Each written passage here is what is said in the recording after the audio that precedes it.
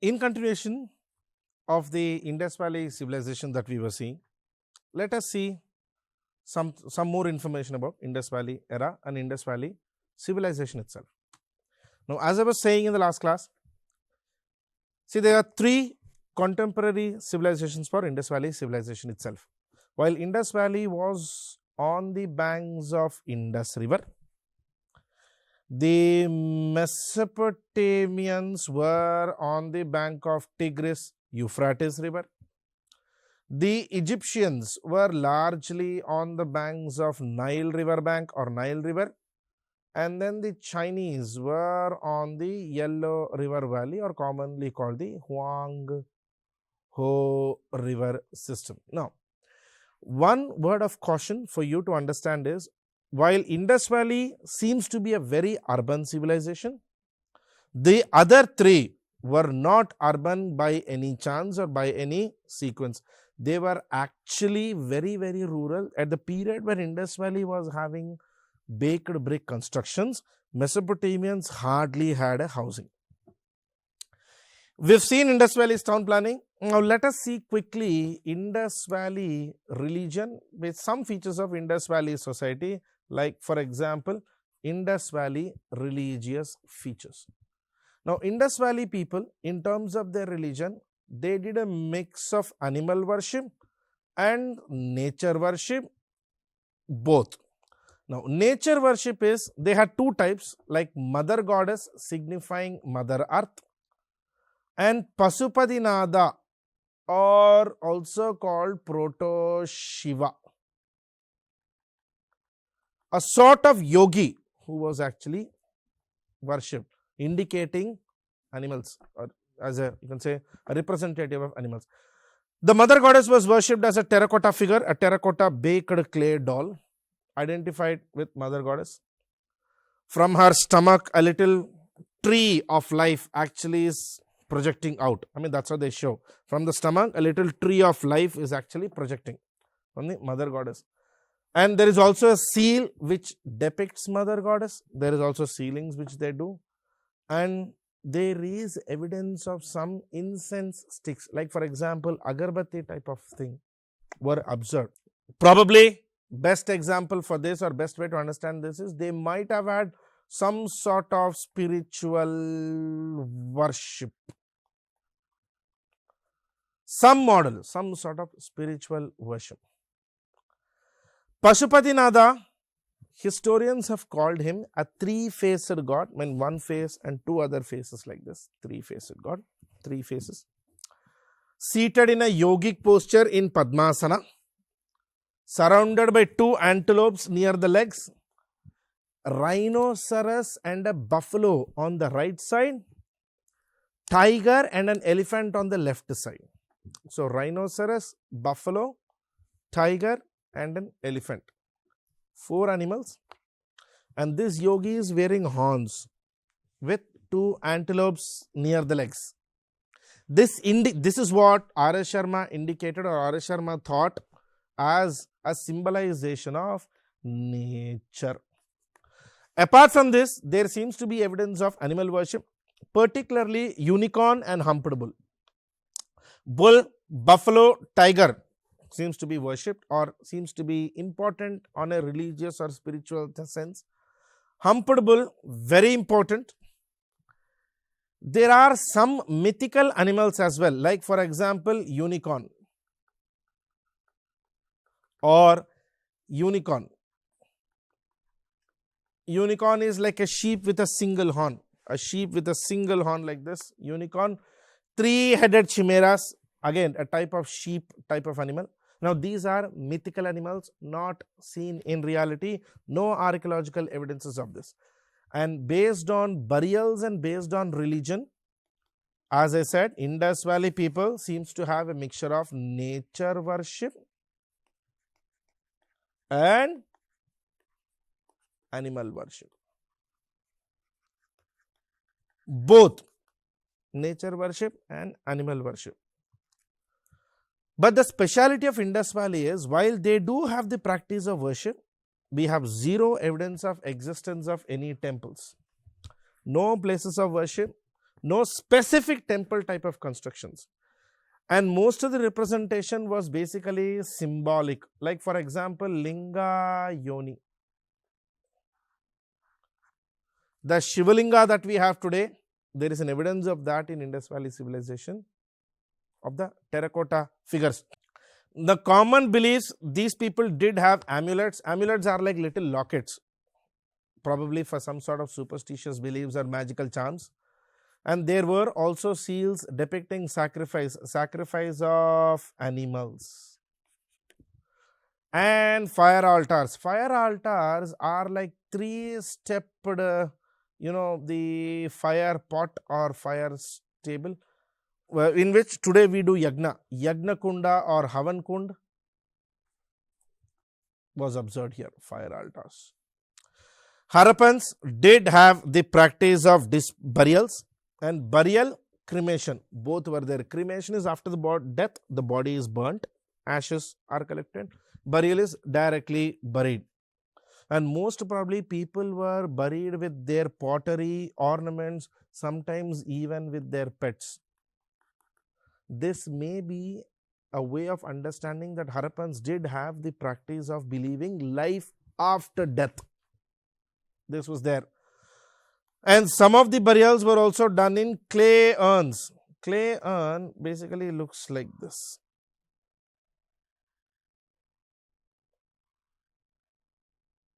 Like a big clay pot, the body is buried like this in that,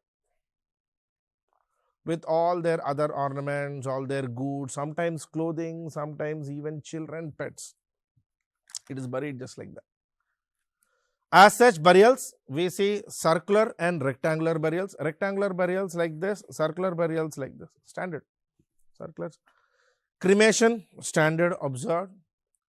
There is some evidences of megalithic burials in Sorukatoda and Dholavira. What is megalithic burial is, they bury the body in the center, then create a sort of structure on the sides and layer a bit of stones like this on everywhere. Megalithic burials is basically a practice generally associated with people who believe in life after death and worship of the dead. That is also observed here. And as I said, food grains, ornaments, beads, jewelry, they are also buried along with the bodies. They are all buried along with the bodies. Now coming to the next important topic of Indus Valley, their economy and their trade. See, naturally we will never be able to know Indus Valley polity or Indus Valley's administrative structures because we have no information about them. We have not yet deciphered their language. Indus Valley script or language is still unknown. I mean, we know, but we don't know how to read it. That's why we have to see the Indus Valley's economy. Indus Valley civilization does show evidence of bullock carts. And the strangest thing is, these bullock carts are exactly same that we use today in our rural states. Even in our rural villages, the bullock cart that we use, bullock cart with a plus symbol in the front, where there's a single central rod and then a rod horizontally, two bulls standing with a cart in the background. Exactly same model is observed. I'll show you the image. Boats were also seen. Indus Valley people, remember, Lothal was a port, an artificial seaport. So plenty of boats. Boats were used for trade, mainly for trade. And these were also flat craft. Now, the presence of flat craft means flat boats like this.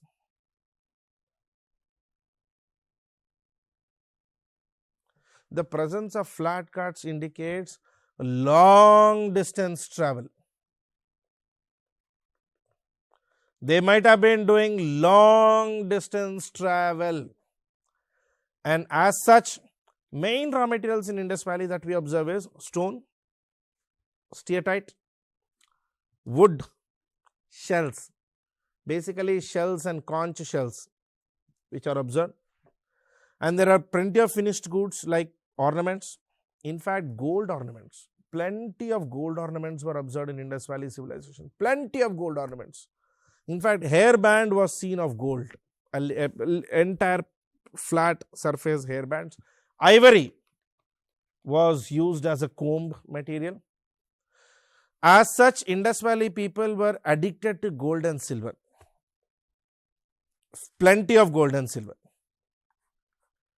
And historians, all of them do agree that Indus Valley civilization does not show any evidence of monetary exchange or material money.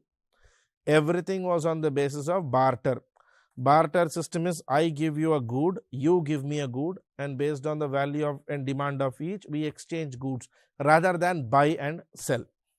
Indus Valley people had plenty of trade locations. Afghanistan, most of the coastal regions of Persia, Dilmun coast, Makran coast near Oman, North and West India, Gujarat, Kutch, all that region.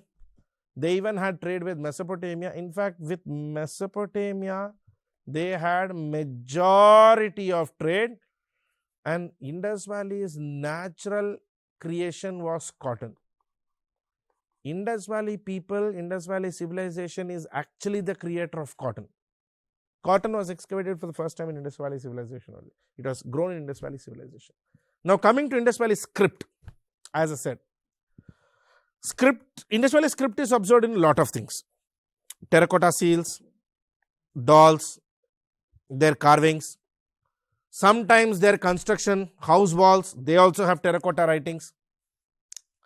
Seals, bones, ivory, copper. So Indus Valley people were actually the original creators of cotton. Cotton was grown naturally here. And majority of the cotton trade used to happen with Mesopotamia. In fact, Mesopotamians used to call Indus Valley people as Meluhans. Meluha is the word for cotton by Indus Valley civilization. Okay, the Indus Valley script is observed on Indus Valley seals, bones, tablets, ivory, copper, multiple places. At the same time, remember, in the Indus Valley seals, there is absolutely no reference to a camel or a horse. No camel or horse in Indus Valley seals. At the same time, most of the seals do have something written on the top. Now, the only problem is we have not yet deciphered the Indus Valley script. Now, the reason why we have not yet deciphered is, for deciphering or for reading a language, we need a contemporary similar language. We do not have one from Indus Valley civilization. We actually do not have an equivalent contemporary deciphered language with the Indus Valley civilization. And most of the inscriptions that whatever Indus Valley people have given on their seals are very short. They are hardly about 8 to 15 characters.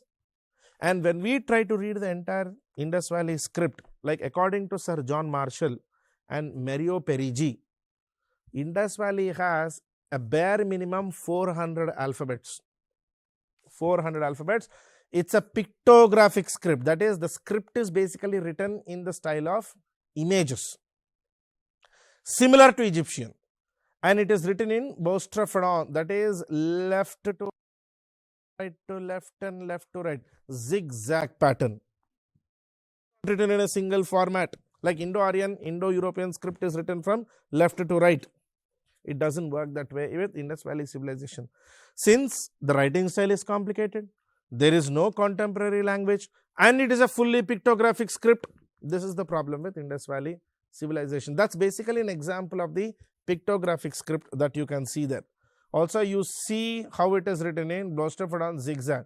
If you observe the image of a leg, the legs, if you see, they go zigzag. On the top channel, it is left side. Then the next one, if you see the foot image, that is right side, and then left side, and then right side. So the direction of the language is zigzag. This is the complication with Indus Valley civilization. And when we see the next topic, next subtopic of Indus Valley, agriculture, almost all Indus Valley settlements are river settlements on the banks of river systems, Indus River system. Agriculture was completely river based. Indus River generally seems to have always inundated this place. Flooding was a common pattern, or a very common. Mohenjo-daro was itself built 7 times. Mohenjo-daro seems to have been built and rebuilt 7 times. Wheat and barley were major production. Wheat and barley, they both were actually brought into Indus Valley civilization from West Asia. They are not natural crops of Indus Valley. This was a prelims question previously. Sowing happens in November, reaping happens in April, pretty much similar to what we do even today. They were the first people, as I said, to reap cotton. Greeks call it Sindon, S-I-N-D-O-N, means the produce of Sindhu. Sesamum and mustard seeds were also cultivated in Indus Valley civilization. Indus Valley shows no major evidence of any style of canal irrigation. It was completely rain-fed irrigation and agricultural crops. At the same time, Indus people did practice domestication of animals or animal husbandry. Mainly domestication of animals. Buffalo, sheep, ox, goat, pigs were commonly taken care of. Dogs and cats seems to have been major pets of Indus Valley civilization people. Dogs and cats. Camels and asses, like a type of donkey, they were used for transport. Other than this, we do not, again as I said, no domestication or no evidence of domestication of horse. People of Indus Valley did knew elephant and rhinoceros because those two images are seen on the 𝗂𝗫𝗎 seal. An interesting innovation of Indus Valley people was dental drill, bow drill, buttons. In fact, cloth buttons were observed in Indus Valley civilization. These buttons were mostly seen in gold. Gold buttons were observed in Indus Valley civilization. Stepped well, Indus Valley innovation, unique to Indus Valley. From here, everybody followed this. Copper majorly came from Khetri mines of Rajasthan. Copper and bronze tools were mainly observed in Indus Valley. In fact, with a bronze, they even used to make a mirror. A bronze mirror means bronze was polished to such an extent that it would reflect the image like a mirror.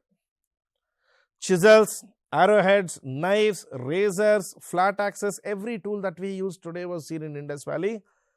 Always important fact to remember is Indus Valley people had zero knowledge of iron. No knowledge of iron, no evidence of presence of iron. Largest set of copper tools were found in the area Gunjeria. Largest set of Indus Valley copper tools. In terms of Indus Valley's other information, some small miscellaneous information, facts important for your preliminary exam. Indus Valley people did have a decimal system in the multiples of 16. Now, the most important unique example for you to remember this is, you know, till 1952, India had 16 anna made 1 rupee. And even today, if you observe, gold is bought in Telugu, they call it Savaram, 8 grams. 8, 16, 32, 64, 128 has been the decimal sequence of India, coming all the way from Indus Valley civilization. In fact, 16 chatanks is about 800 grams, that is 1 seer. Previously, they used to buy goods as seers. 16 anna, 1 rupee. Indus Valley people used 16 as their base decimal unit. We use today 0, 1 as our base decimal unit. Indus Valley people used to use 16 was their base decimal unit. Most of the raw material for Indus people came from these regions. Copper came from Khetri mines of Rajasthan. Chert came from Sindh, Rohri Hills. Carnelian beads mostly came from Gujarat and Sindh. Lead was always brought from South India. Lapis lazuli. Lapis lazuli is basically a blue color stone, mainly came from Kashmir and Afghanistan. This blue color stone is basically the same blue color of this slide. You see the background blue color? This is basically indigo blue. lapis lazuli used to be this. Most of the Indus people used to have this addiction or sort of overusage of blue in their constructions, observed here. Turquoise and jade came from Central Asia and Iran. Amethyst came from Maharashtra. Naturally, jade was important. One unique feature of jade is a preservation material for bullion, which is gold and silver. You put gold in a jade box, gold doesn't become dull. Naturally, Indus people used too much of gold. Jade was to be observed. Indus Valley pottery is called red and black pottery ware. Indus Valley pottery is called red and black pottery ware. That is, red color pot with black paintings on it. Three types of pottery. Pottery which were used for household purposes. Pottery which was used for designer purposes, that is decoration, which designs and everything. And then there was also a pottery which was called perforated pottery. Perforated pottery is basically like a pot with holes, most probably to make liquor, to strain liquor. And remember, liquor has always been part and evidence from Indus Valley civilization's period. And almost all Indus pottery was wheel based. Wheel based pottery is basically where pots are made from a wheel. Wheel based pottery have perfect structure, perfect finish and fine line finish. Indus Valley people, as I said, used a lot of ornaments, gold, silver, in fact long beads like this. There used to be long bead chain. They used to wear this long bead chain across their neck. Very common in Indus Valley civilization. Main occupations which we observe in Indus Valley civilization, this is strictly on the basis of observation, is seal making, means those who make these flat seals. Shell carving, those who carve on the shells. Boat makers. Stone masons, naturally Gujarat region, they used to cut stones to make constructions. Stone masonry was a common feature. Ornament making, goldsmithy, that was a common feature. Pearl working, pearls were also used in Indus Valley civilization. Artificial pearls and even fine line blue color pearls, finished pearls. And then pottery. Potterers were common in Indus Valley civilization. Potterers. This is the best example of a seal, as I told you. This is basically a seal, a unicorn. That's a unicorn that you can see there. A unicorn seal. This is Pashupatinath seal. Pashupati seal. You see yogi with horns, elephant, tiger, bull, buffalo, Indus script which we don't know how to read, and then two antelopes at the bottom. Two antelopes at the bottom. Humped bull seal and unicorn seal. All of them made of steatite or soapstone, sometimes also called soft stone. Soapstone or soft stone. Now the bottom one, as I said, is Indus Valley scriptures. Okay. Now when we see some information about their polity, as I said, no information. We don't know how they ruled. We don't know what sort of structure they had. We don't know what they ruled. We don't know what their structure was. We don't know what their administration was. No information. One guesswork which we do in Indus Valley is probably they were a type of merchant society. Probably. But there is one estimation which is given by R.S. Sharma. According to historian R.S. Sharma, there was an abnormal domination of women in the Indus society. There were too many women. That's why one thing we understand is probably Indus Valley people might even have a woman ruler. And in terms of recreation as well, Indus Valley shows evidence of yoga, There are seals which show different asanas. Indus Valley people knew gambling, they knew dancing, we even excavated in Chanhudaro a chessboard. A chessboard was excavated. A terracotta flat panel of Ludo was excavated, Indian game that we play, Ludo. And there is also evidence of musical instruments, string instruments and drum instruments. Now, when we see all the topics that I have discussed with you, whatever information I have given you, they definitely seem to be quite advanced, very urban, well established, well set up. The only problem is approximately 1750 BC, the civilization vanished. No information what happened. Multiple causes are given. One of the major cause which is given as a natural cause. One story we believe is Indus Valley people went through too much of urbanization, too many cities, too much of deforestation, and you remember Indus Valley settlement is entirely based on Indus river system. The Indus river system is very, very flooding. I mean, it is a Himalayan river, always gets into floods. That might have created more trouble, led to natural causes. Drying of rivers, deviation of the river pattern, what we call river meandering, shifting of rivers, floods, droughts. According to one of the recent estimates, approximately 900-year period of Indus Valley, the last 900 years, had a sequence of floods, drought and flood and drought and flood and drought continuously. This made people of Indus Valley become very uncomfortable with their region. The second biggest reason is deforestation. All the forests in their region was cut down. See, again, in geography, when you understand this region, the place which we today call Indus Valley civilization, and in fact Rajasthan, seems to have been highly forest area with good amount of forests. It is only now after the Saraswati river dried up, after the Luni river dried up, that region has become a complete desert.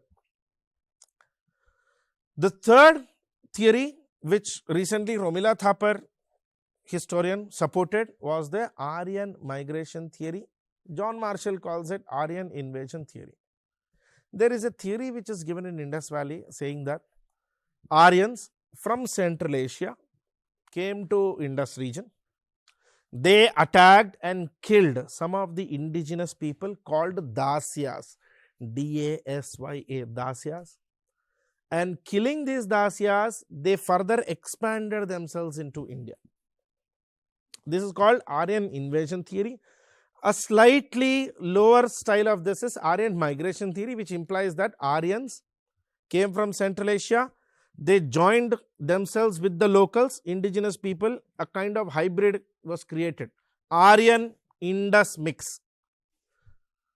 And that settlement continued, and they eventually moved to Ganga Yamuna region and created the first settlements of India, the Vedic period. And also decline of trade with Egypt, decline of trade with Mesopotamia is the fourth biggest reason which is given for Indus Valley civilization's decline. Historian Shireen Ratnakar gives this theory. Sir John Marshall, Robert Rykes, R-Y-K-E-S, Robert Rykes and John Marshall, they believe Indus Valley got eliminated mainly because of environmental concerns, mainly because of environmental damages, excessive flooding, excessive deforestation. And according to Mortimer Wheeler, Sir Mortimer Wheeler, it is Aryan invasion theory. Now, historians are unable to conclude which of these really happened or which of these completely happened. A slight, you can say, tabular form of understanding is this. Aryan invasion given by Wheeler and Gordon. This is very important for your prelims. Fairchild, Mortimer Wheeler says ecological disturbances. Dales, M.S. Vatsa, H.T. Lambrick say it was change in river course, meandering. Stein says it was low rainfall. D.P. Agrawal and Sood say it was mainly because of drying of the Ghaggar river that Indus people could not survive anymore. Robert Rykes and Dale say earthquake. So, different historians have given different theories. even in your NCERT books, even with the Government of India books, we actually do not know, we are not able to conclude exactly what happened with Indus Valley civilization in terms of decline. The only thing we can definitely say is Indus Valley civilization, an urban civilization, very advanced, completely got replaced by a rural civilization called the Vedic civilization. Vedic civilization was sometimes considered naturally a successor of the Aryan civilization or the Aryan migration. They brought an entire rural setup. Whatever was key features of Indus Valley was completely gone, and even the people moved away. All the people were settled in this northwest region, Mohenjo-daro, Harappa, Indus river system. From there, they slowly moved towards Rajasthan, Haryana. And by 1750 BC, the center of the civilization moved completely towards Ganga, Yamuna plateau region, which is what today we call Bihar, UP section. So that's the story of Indus Valley civilization. We'll see the Vedic civilization in the next session. Thank you.